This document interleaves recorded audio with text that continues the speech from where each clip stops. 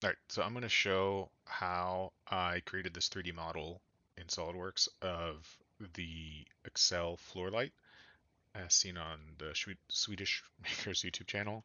I made a comment about how I would uh, organize this, so I'm just going to show you how. First, we're going to start by inserting the reference images the uh, into the part. So here I've got front on the front plane.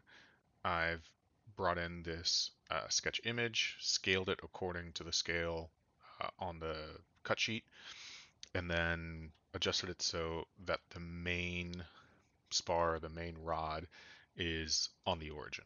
So I've done that on the front plane, and I've done that on the right plane. And here, if I show it, you'll see it. So there, we've got that image. There, we got the matching.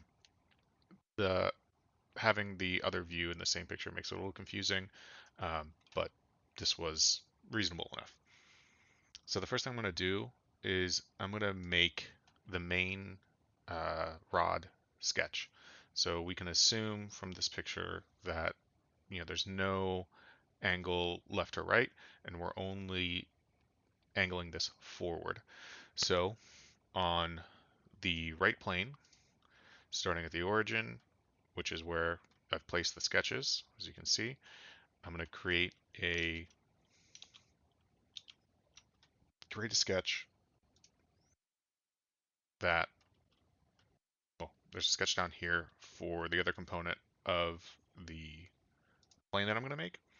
But this right sketch has, the origin, this line that extends through the center, or as best we can get the center of the main rod.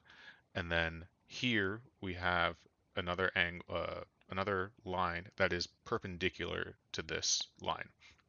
And I've gone ahead and thrown in a driven dimension, and here we can see 84 degrees is approximately the tilt of this forward. So I'm going to exit that. The important thing to grab here are two sketches that we're going to make a normal plane from. So we've got this one here, and since we know there's no tilt, perpendicular is going to mean horizontal. We've just driven a horizontal line on the front plane. Picking these two, you can then go to reference geometry and create a plane. And here I have a plane that's going to be normal to this rod. And then what I'm going to go ahead and do is on this new plane, I'll draw a sketch with the approximate diameter of the rod. I assumed 40 millimeters, and then I'm just going to extrude it. And, you know, this looks like it's matching up pretty decently to our sketch. So that's a good sign. I'm going to hide the body. Actually, I'm not going to hide it. I'll leave the body. But what's important here is that there's a sketch. The sketched line is still here. To do the others, it's similar, but I'm going to have to set up additional planes because they're no longer at the origin. So I've got these four planes here. I've got lower front, upper front, lower right, and upper right. And these are, if we take a look at this view, we've got the lower rod, the upper rod, and we're creating the new planes that are the intersection uh, of the central axis of this rod and the top plane to this new plane. So looking here, if we look at the lower right is when I want to be, no, lower front, I can edit this, and here I just have an offset from the front plane to where I think this is going to intersect.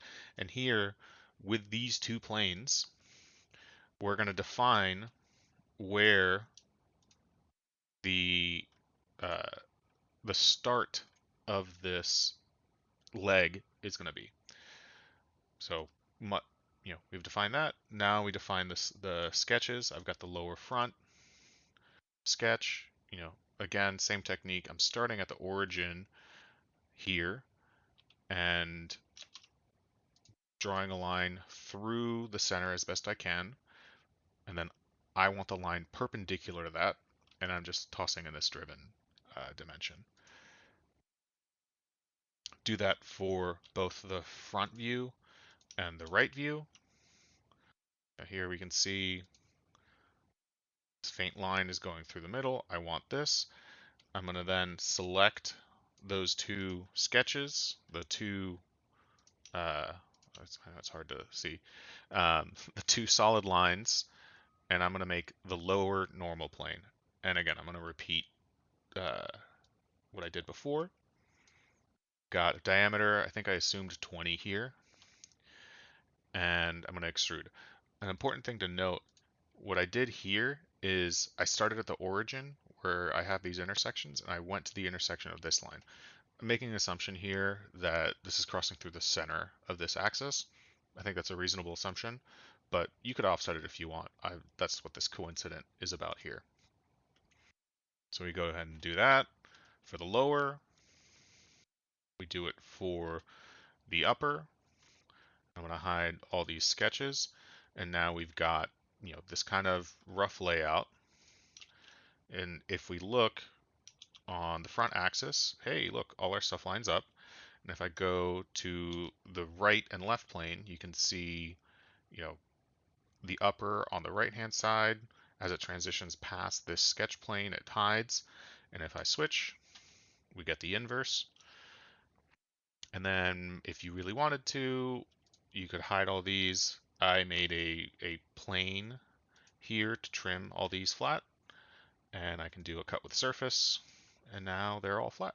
And that's it. I hope this helps.